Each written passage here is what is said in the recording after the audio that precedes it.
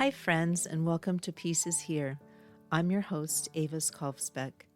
We've reached the last essay in our journey through Robert Paul Wolff's Political Man and Social Man. In the following 2 episodes, we'll recap this last section of the book and then follow it with a special episode on Robert Paul Wolff himself. Each episode has paired one political thinker with a real-world peacemaker to explore the relationship between power, principle, and peace.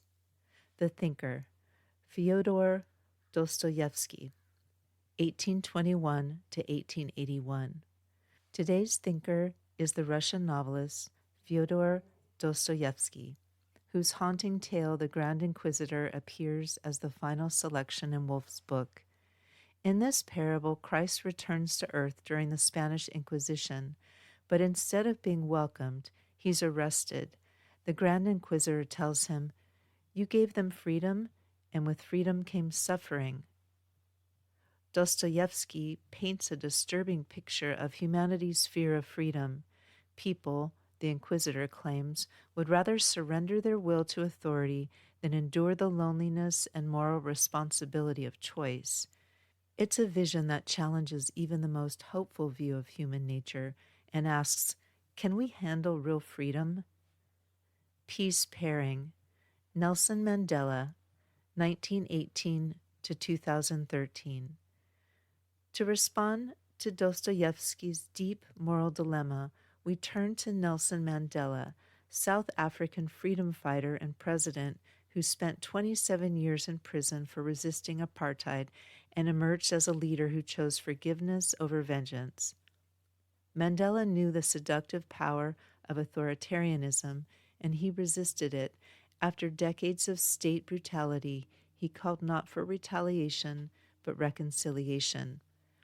He once said, "To be free is not merely to cast off one's chains, but to live in a way that respects and enhances the freedom of others."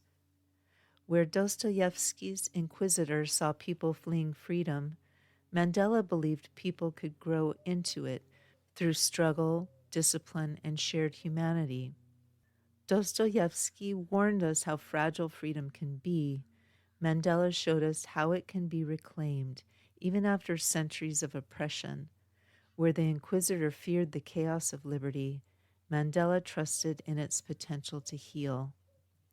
In this final pairing, we're reminded that peace is not the absence of hardship, but the moral courage to choose freedom again and again. Your peace questions to ponder. Big picture. Do you believe people are truly capable of choosing freedom, even when it's difficult? Day-to-day life. When you feel overwhelmed by responsibility, do you lean into your own power or give it away? That concludes this episode of Peace is Here.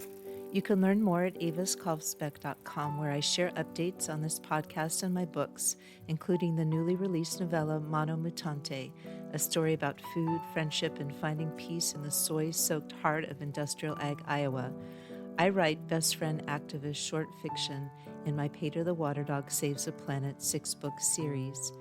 Coming up next, more thinkers, more peace pairings, and more bold questions from the Wolff Peace series. This episode is human narrated by me, but was created with the help of AI, which has promised to let me know if it makes something up. So far, no confessions, but if you believe I've missed something, or if you just want to say hello, I'd love to hear from you. Podcast music is Dalai Lama Riding a Bike by Javier Peque Rodriguez. Links to his music on Spotify and Bandcamp are in the show notes. If you enjoyed this podcast, it really helps me if you subscribe on Apple Podcasts or wherever you listen to your podcasts, or send it to a friend. I'm Avis Kalfsbeek, and I write the Pedro the Water Dog Saves the Planet book series, which are a series of environmental adventure novellas.